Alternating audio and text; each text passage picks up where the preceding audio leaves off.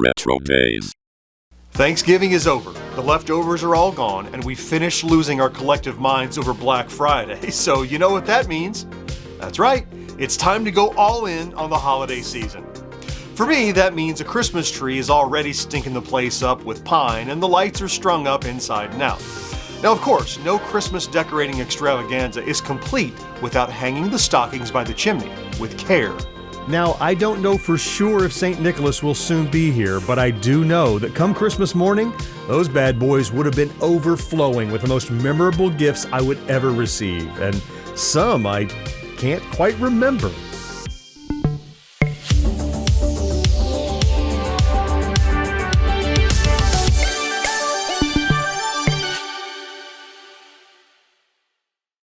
As with many old customs, the tradition of hanging stockings for Christmas can't be traced back to a specific historic origin. So in place of substantiated truth, we instead have a legend with details that vary depending on the narrator. As the story goes, St. Nicholas overheard a recently widowed man worrying over his daughters who he felt wouldn't be able to marry due to their shared poverty. That night, Santa climbed down the chimney to fill the daughters' stockings, which were hanging near the fireplace, to dry, with gold. In some stories, St. Nicholas left gold coins. In others, he left balls of gold, which in turn inspired the tradition of leaving oranges or mandarins in stockings to represent gold. No matter the tale's variation, in all the legends, the daughters were thrilled to find gifts which allowed them to happily marry. As the tradition caught on, regular socks were first put out for St. Nicholas Day, which is December 6th. By the early 1800s, people began to use dedicated Christmas stockings, which were eventually hung on Christmas Eve. The orange, though one of the original stocking stuffers, has over time become less popular and perhaps even forgotten for some. It's easy to see why some families may have stopped plopping whole oranges, mandarins, or clementines into stockings. They aren't exactly the most exciting thing to find on Christmas morning, and let's face it, there are probably a dozen more in the fridge. This old representation of St. Nicholas's gold originally caught on because oranges were a rarity and therefore a true treat on Christmas. But these days, they're a supermarket staple and a lot less likely to be appreciated by recipients who would probably prefer some toys or chocolate. Now, Santa, I know that you know Terry's chocolate oranges make the perfect stocking fillers. Just remember that some of us have bigger stockings than others. Terry's chocolate orange. It's not Terry's. It's mine. Enter chocolate oranges. You get the tradition of the orange with the excitement of a confection all wrapped into a single stocking stuffer. According to the London Cake Academy, this famous Christmas-time treat was first sold in 1932 in York, England.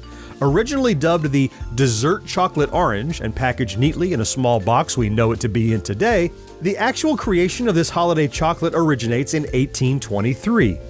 Joseph Terry joined a confectionery shop in Bootham Bar, York. He later took over the shop and after his death, left the company to his sons and grandsons. When Frank and Noel Terry took over the company, they revamped it and began to sell the tasty oranges found in our stockings today. One of my personal favorite stocking stuffers as a kid has almost completely disappeared, and in fact, I'm not even sure what to call it. Is it a Christmas tree spinning toy, a push-button spinning Christmas tree, or a spinning tree with Santa inside? These little gizmos were a classic 1-2 punch for cheap stocking stuffers. Not only was it an interactive toy that kids could play with, but they were also specifically for Christmas in their design and presentation. There was a time when these toys were so popular you couldn't walk into a drugstore, toy store, or corner store in December and not see a small display featuring these unassuming trinkets. At best a novelty and at worst an impulse buy, I'm willing to bet they were so ubiquitous that eventually consumers just stopped paying attention. Anyway, something had to have happened because they slowly disappeared from store shelves until finally, the only place I can find them now is on eBay. To be fair, it does look like there's a listing or two over on Amazon, but by all appearances, what used to be well-constructed toys for a cheap price have become cheaply made for a premium price.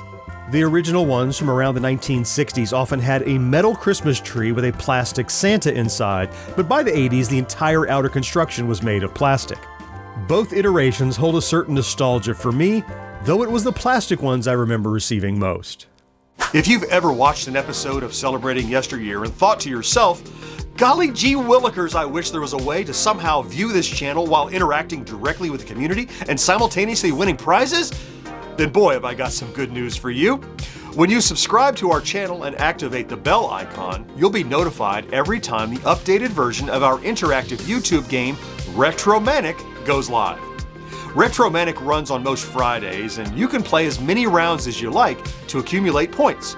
There are top-tier winners for the most points collected, but during gameplay, you might also find icons that earn you gift cards, which are redeemable for a variety of retailers.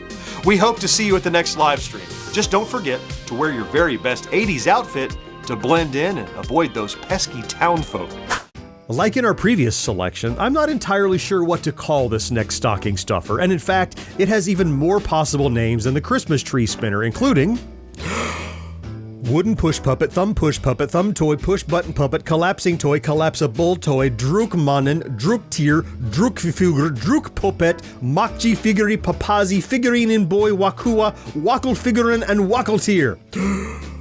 Oh, these toys are tiny, segmented figures held together by lengths of string on the inside. This string is fastened to the base, and when you push the button, the string slackens and the figure collapses. Personally, I prefer trying to manipulate the button in such a way as to make the figures dance around rather than just fall apart. According to Tour de Thrift, Swiss wooden toy maker Walter Kort Walls created the first thumb push toys in 1932.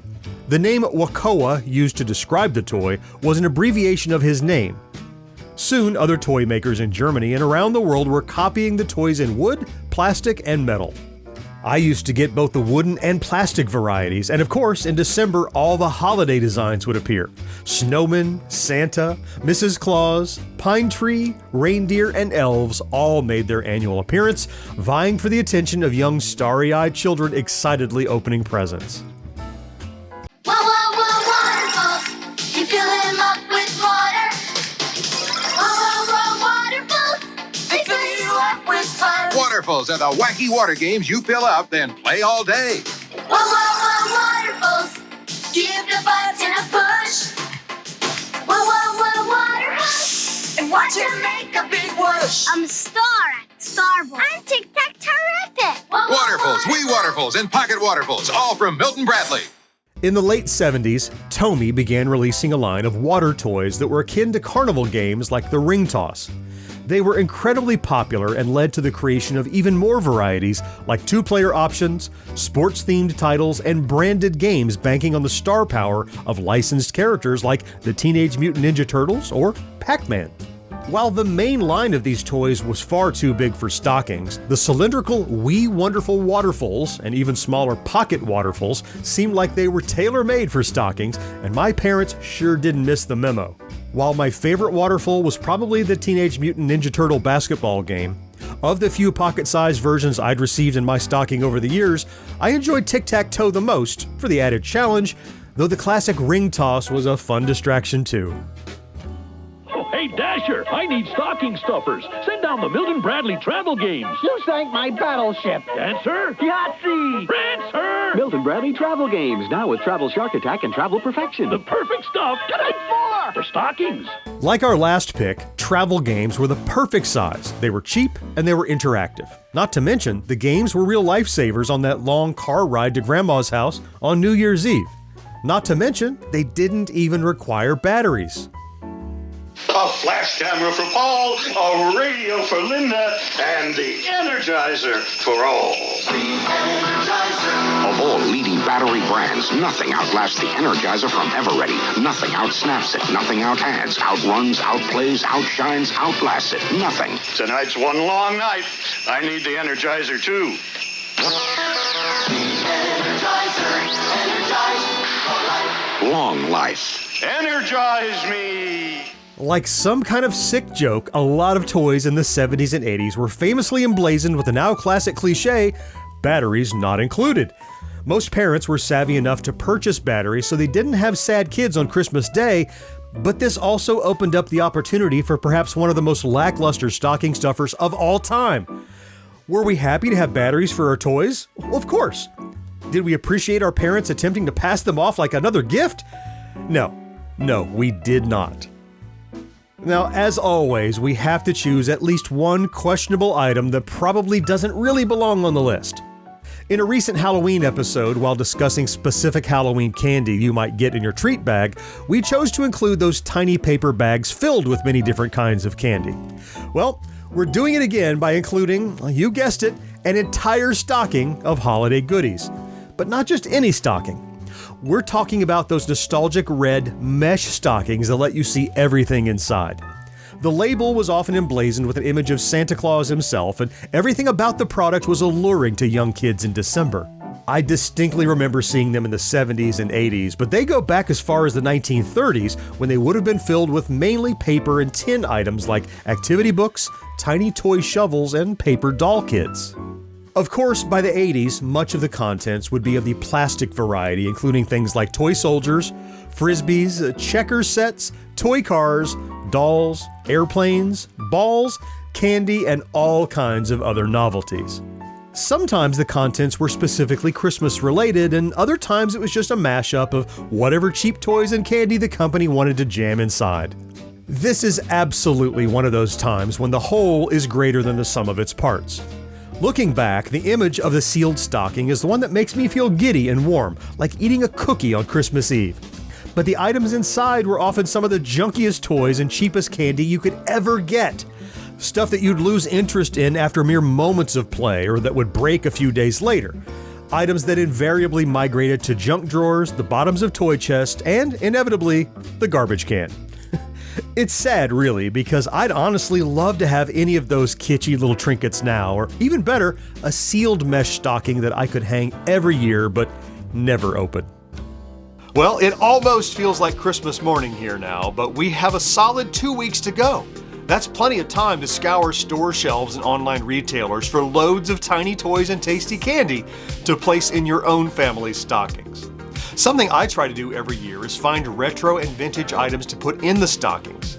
You know, the sorts of things that were in your own stockings as a child, like Lifesaver storybooks, silly putty, and balsa wood airplane gliders. Which makes me wonder, what are some of your favorite stocking stuffers of yesteryear? What new items do you like to put in the stocking? If you don't celebrate Christmas, what small trinkets did you love getting or giving during the holiday season? Well, I'd love to hear about it down in the comments, and if you enjoy our content, please consider liking this video, subscribing to the channel, and maybe even activating that ubiquitous notification bell. It really does make a huge difference.